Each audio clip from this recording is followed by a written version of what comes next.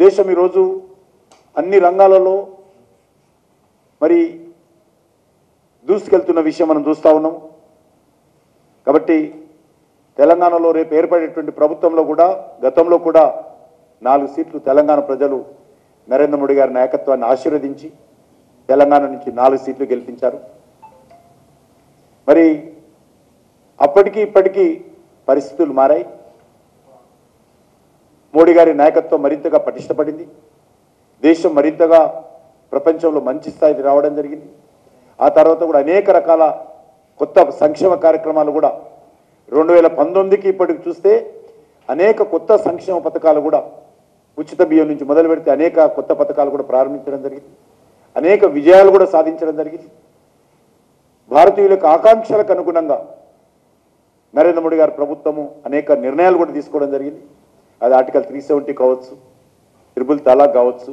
సంతానలేమి సమస్యతో బాధపడుతున్నారా? చింతించకండి. సుమారు 90,000 జంటలకు ఆనందం నింపింది ఓఎస్ఎస్ ఫర్టిలిటీ. ఈ రోజే 7825893600 కి కాల్ చేయండి. సంతానోత్పత్తి చికిత్సపై భారీ డిస్కౌంట్లు పొందండి. గుడ్ న్యూస్ చెప్పండి.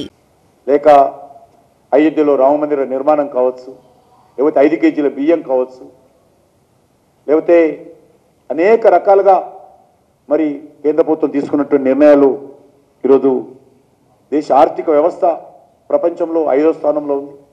అతిపెద్ద ఆర్థిక వ్యవస్థగా ఈరోజు భారతదేశము ప్రపంచ దేశాల ముందు చాలా ఎత్తుకొని తిరుగుతూ ఉంది, 5వ స్థానంలో నిలబడి. కాబట్టి ఈ యొక్క 2019కి ఇప్పుడు చూసినట్లయితే మరి ప్రజల్లో మరింత మద్దతు ఈరోజు భారతీయ జనతా పార్టీకి ఉన్నది. కాబట్టి ఈ ఎన్నికల్లో తెలంగాణ నుంచి కూడా అన్ని సీట్లలో గెలవాలనేటువంటి లక్ష్యంతో పోటీ చేస్తూ ఉన్నాం.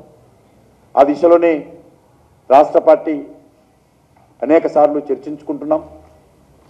జాతీయ స్థాయిలో కూడా మరి వాళ్ళు అడిగినప్పుడు కూడా ఇదే విషయం చెప్పడం జరిగింది. జాతీయ పార్టీ కూడా పూర్తి విశ్వాసం తెలంగాణలో మెజార్టీ సీట్లు భారతీయ జనతా పార్టీ సాధిస్తుందనేటువంటి విశ్వాసం జాతీయ పార్టీ ఇప్పటికీ అనేక సార్లు వ్యక్తం చేయడం జరిగింది. అందుకే రేపు 5 యాత్రలు కూడా జాతీయ స్థాయి నాయకులు వస్తూ ఉన్నారు.